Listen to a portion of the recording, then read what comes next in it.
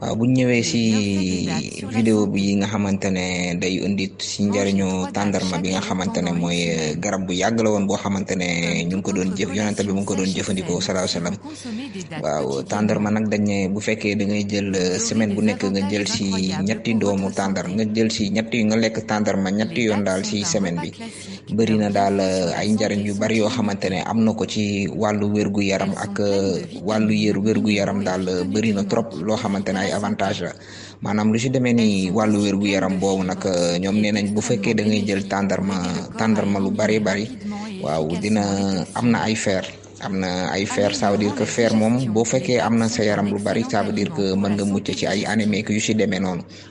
am na Au tamit cas où vous avez flore des boobu na nga problèmes de xamante ne nag constipation ou dina d'autres la problèmes permettre ba nga xamante ne digestifs et daal dina liggéey lu bari gastro-intestinaux. ci cerveau bi dina Les liggéey lu dattes peuvent baree vous bari aider bari car ci la cerveau fibre bi. qu'ils contiennent am a été na prouvé qu'elle magnésium peut réduire le magnésium risque am de na ci cancer du ñu ne côlon et foofu nag plus tamit mën encore. na la jàppale ci AVC Elles ak sont affaire même yooyu noonu ay recommandées pour AVC remédier aux hémorroïdes et réduire hypertension l'hypertension artérielle ak artérielle. yu ci demee noonu. am na tamit Ces fruits ont une quantité potassium réduite en boo xamante ne sodium mais tamit pleine de ci mën na calcium. tamit Une portion dimbali standard ci composée de 5 AVC à yooyu 6 mooy nga dattes xamante ne contient moom la ñuy wax 80 accident mg vasculaire de cérébral ak yu magnésium. ci demee noonu. am na Des tamit recherches ay scientifiques nutriments yu ont bari yu prouvé ci que am le fait de prendre environ yoo xamante ne comme 370 ay mg de magnésium glucose quotidiennement peut fructose ak yooyu nga sécuriser la xamante ne ci pression wàllu artérielle. kantanak ak affaire yoon ñi nga xamante ne ñu ngi def sport ak yu ci Les demee dattes noonu sont pleines de bari na calcium, yoo ce xamante ne daal minéral am na ci ay extrêmement njariñ yoo efficace xamante pour ne arrêter mën la na ko def diarrhée.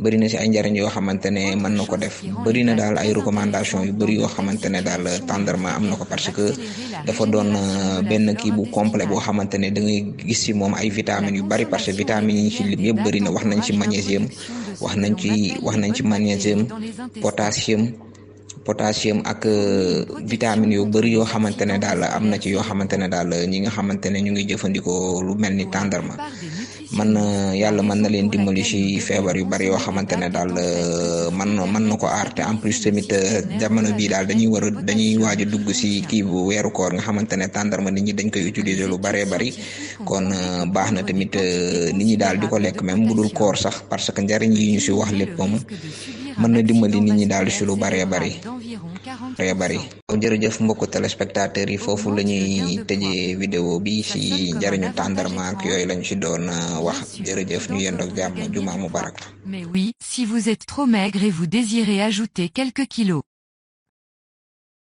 Les dattes pourraient être additionnées à votre régime quotidien, elles préviennent et traitent l'anémie. Cette dernière est un problème commun chez la majorité de personnes, elle peut donner une sensation d'épuisement. Les dattes sont une excellente source de fer, donc elles aident à traiter l'anémie, augmentons le niveau de fer ensemble avec les dattes. Excellentes pour le cerveau, les dattes sont également riches en phosphore. Elles ont d'excellents avantages pour la santé et le cerveau. Elles peuvent être aussi très utiles pour ceux qui font un effort intellectuel. Stimuler l'énergie est l'un des excellents avantages des dattes sur la santé. Elles contiennent plusieurs nutriments qui peuvent aider à augmenter le niveau de votre énergie. En outre, elles contiennent des sucres naturels comme le saccharose, le fructose et le glucose dont la plupart offrent un regain d'énergie.